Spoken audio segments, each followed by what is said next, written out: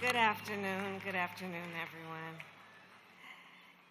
Mrs. Jackie, and to the entire Jackson family, on behalf of Doug and my family, we pray with you as we did a couple weeks ago in your home, and we thank you. I thank you.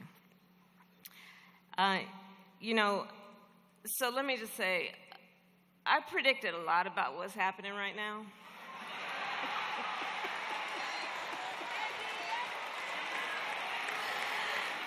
I'm not into saying I told you so, but we did see it coming. But what I did not predict is that we would not have Jesse Jackson with us right now to help us get through this.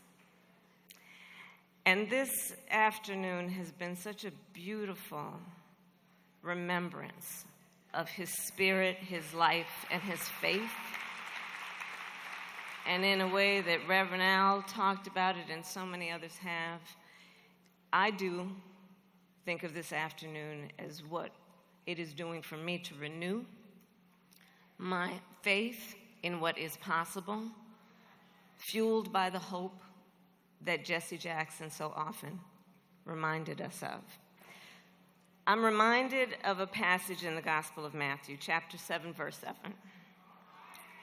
Ask, and it will be given to you. Seek, and you will find. Knock, and the door will be opened to you.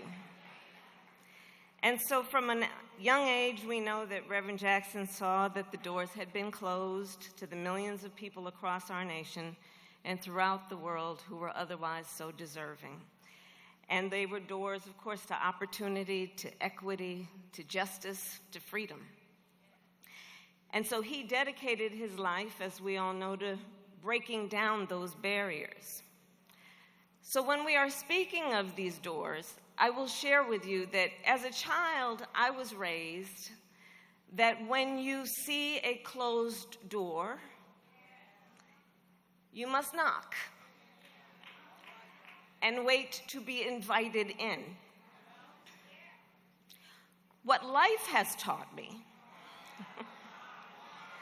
is that if that invitation is not offered, and if that door remains shut, even after repeated attempts to knock on said door, sometimes you have no choice but just to kick that door open.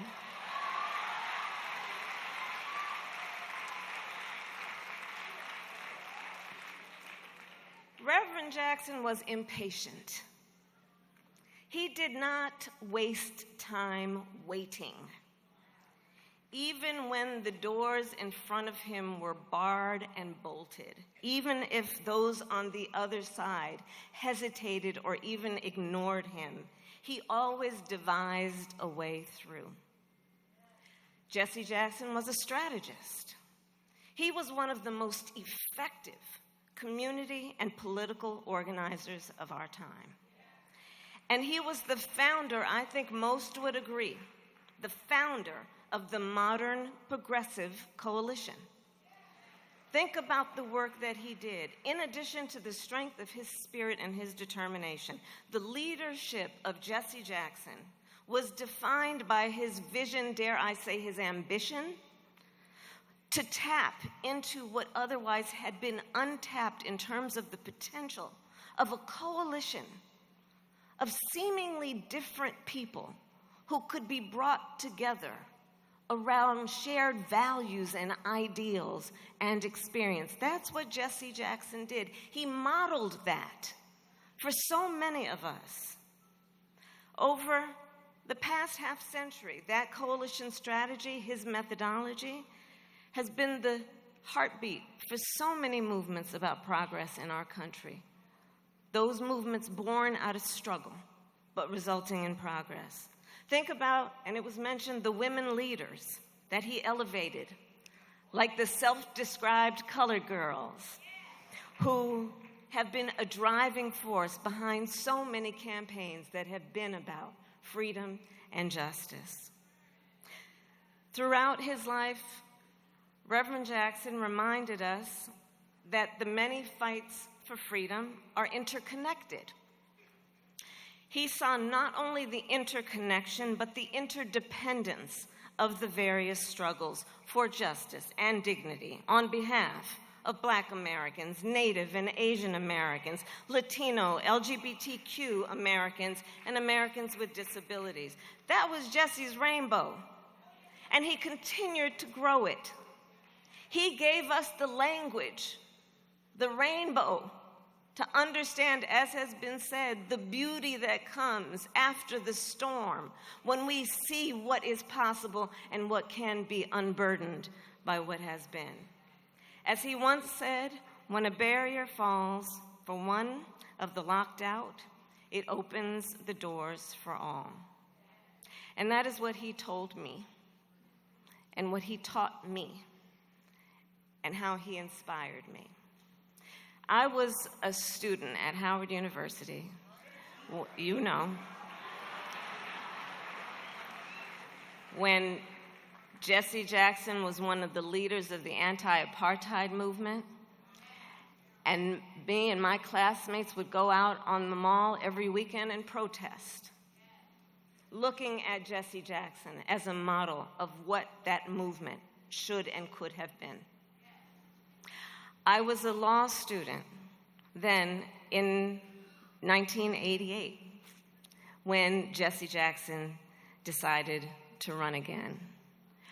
I was the first Black woman elected district attorney of San Francisco. I was the first Black woman elected district attorney in the state of California in 2004, when I created one of the first in the nation initiatives as a prosecutor that was about getting jobs and counseling to those who had been in the criminal justice system.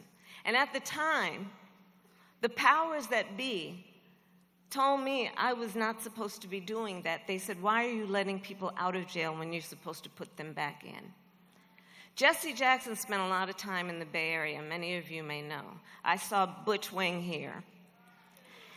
And Butch, together with Jesse Jackson, would visit with me during those earliest days of my elected career to give me the support and the confidence and the initiative to think about how, in a position such as being DA, I could continue the idea about what it means to build coalition around a group of people whose dignity must be seen and the resources that must be put into them. Jesse Jackson, from my first elected position to when I ran with Joe Biden for Vice President of the United States, and when I became the Democratic nominee for President of the United States, always told me and convinced me that everything that we were doing is possible. And so I just want to share what I brought today. I brought with me two momentums from Jesse Jackson's campaign that I have saved since I was a student. So one is this button that reads Jesse Jackson 88. The other, some of you who were around at the time may remember, is this button. I will read it to you, and pastors, please forgive me. It reads as follows, all caps. Damn straight, exclamation point. It's time for a Black presidential candidate. That was a Jesse Jackson pin from those days. And just a beautiful example of his determination, his sense of humor, but his ability to see what can be unburdened by what has been. And I thank you, Jesse Jackson, for your service to our nation and the world. Well done, good and faithful servant. Well done. Thank you.